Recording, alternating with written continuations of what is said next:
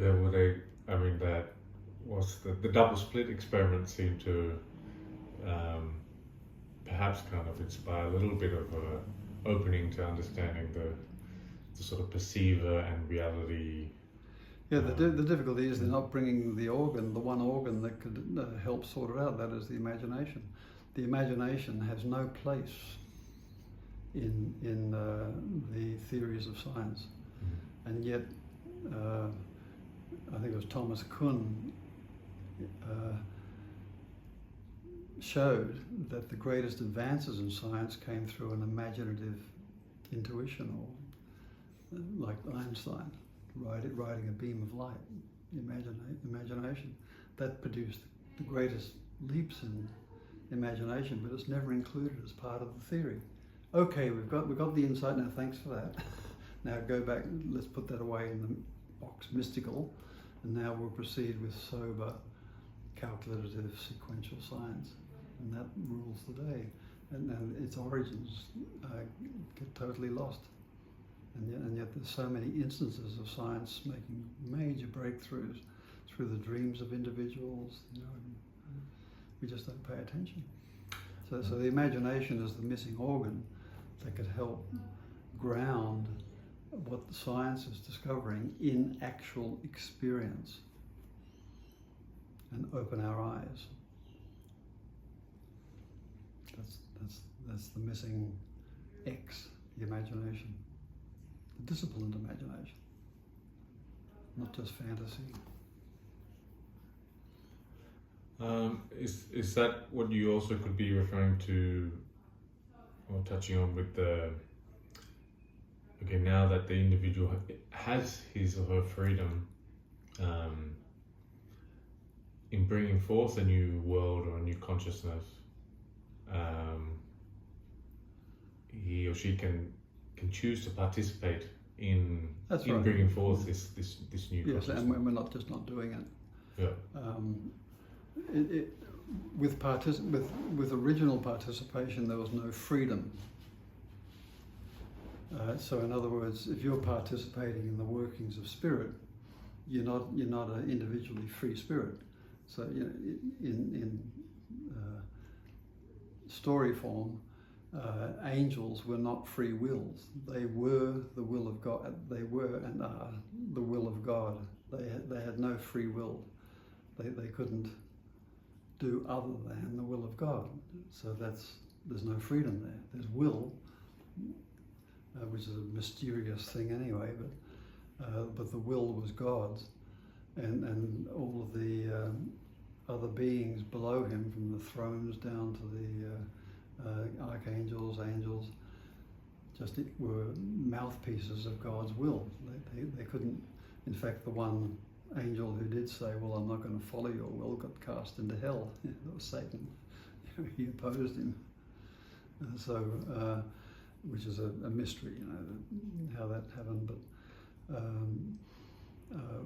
But it's, I think it was around about the Renaissance, 1500s, that we began to celebrate the human being as being a mirror of God, but with this amazing free will. It started to get noticed that we have free will. In other words, we're free to defy God. We're free to fall out of containment in God. And we can freely choose to our path. And that was exalted by the humanist philosophers, and they followed that up with what we must do with this free will is to freely turn to God and return to God. And we've done everything but that. Instead, as I told you in one of the other interviews, we launched out horizontally, not vertically, but horizontally. So when you think about, as we talked about, what those early explorers did in conquering the world horizontally, their will must have been absolute. Like take your ancestors going to America and crossing the United States in a wagon. The will is just phenomenal. You break a leg, oh, it's too bad. You know, you need a baby, and you're having a baby, and it's going wrong. I'm sorry. They had nothing to support. So what got them across? It was the will. Usually, the will connected with the promised land. They had a big imagination about what they would find.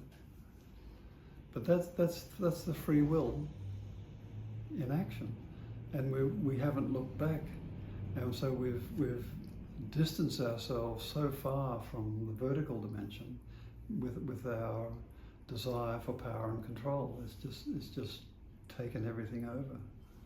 But a deeper inquiry will show that what the deeper intention was so that we could freely return to God, not under any command or not through any unconscious participation, but freely. That seemed to be cosmically important, that we take this free will and freely turn towards God as a free spirit, a free embodied spirit. That seems to have been the deepest intentionality of the evolution of consciousness, to gain maximum separation and maximum free will, and then to turn freely back to the spiritual domain as an embodied spirit. That seems to be important to the cosmic plan, or whatever you want to call it. Plan, I don't use that word, but to deeper intentionality, you know, that seems to be what it's about. Yeah. So that's called final participation, where one willingly, it's like a willing surrender, which is a word that is, we don't have a single word for that. Willing surrender, to willingly surrender to the divine. Willingly surrender to the divine. The divine, yes. Or the vertical dimension. Mm-hmm. Artists know how to do that. They just do it. You know, you can sit around,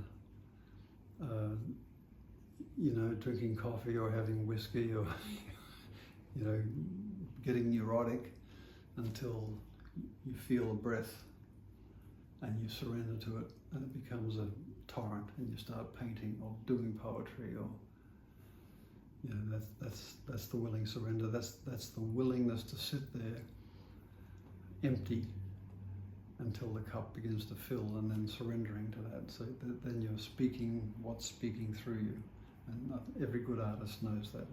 You know, it's not me doing it. There's one Aboriginal artist I saw recently with his cave paintings. He said, "I don't do this. My hand does it." That's perfect. That's participation. But whether that was conscious or unconscious on his part, I don't know, because he's a modern Aboriginal. So I don't know. But that's certainly how unconscious participation looks, and it's also how final participation looks if you do it willingly. But that's the phenomenon. I'm surrendering to my hand doing this. So there's a sense in which you're doing it, but it's also your hand doing it. It's not consciously thought out or reflectively caught out. I'd really like a hand there, you know. It's not like that.